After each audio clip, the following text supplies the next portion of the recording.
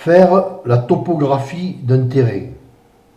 Comment procéder pour représenter au plus près la configuration d'un terrain en 3 dimensions en vue de positionner une maison sur celui-ci?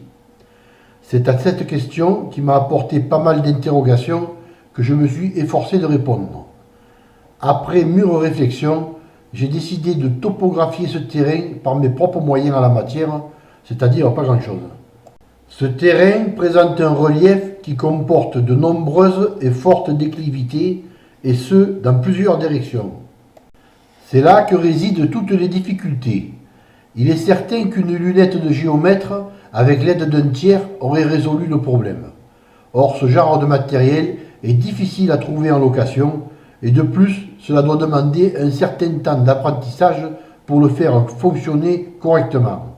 C'est donc muni d'une règle, d'un niveau à bulle, d'un mètre à ruban, d'une bombe traceur de chantier, de quelques feuilles de papier et d'un crayon que j'ai entrepris cette tâche.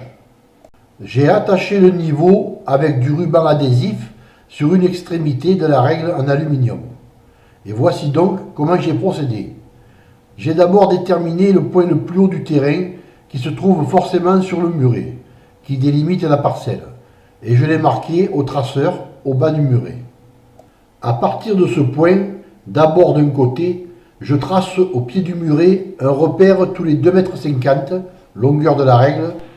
Je prends avec le mètre à ruban la hauteur de différence de niveau d'un point à l'autre et je note au fur et à mesure. Toutes ces mesures me permettront de créer une image à peu près précise de la configuration du muret. Une fois cela effectué et noté, je commence à une extrémité du muret et donc de la parcelle et perpendiculairement à chaque repère, je trace un point à 2,50 m et je note la différence de niveau. Je progresse ainsi perpendiculairement au muret. Lorsque le muret fait une courbe, je continue toujours dans l'alignement de cette ligne de repère à 2,50 m et je note le complément, ce qui me donnera le tracé du muret sur papier. Je continue ensuite par bande de 2,50 m jusqu'à ce que le terrain ne présente plus de déclivité. Et je note toutes ces données. Le terrain est maintenant quadrillé par tous ces points au traceur, et comme à la bataille navale, on peut rapidement repérer le point précis qui nous intéresse.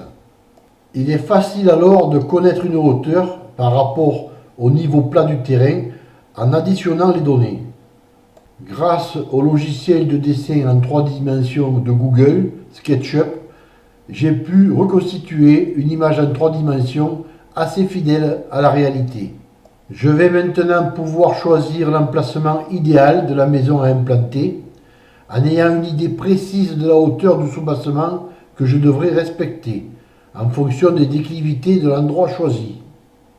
Pour plus de détails, rendez-vous sur les blogs bâtir-sa-maison.net ou bien bâtir-sa-maison-overblog.com.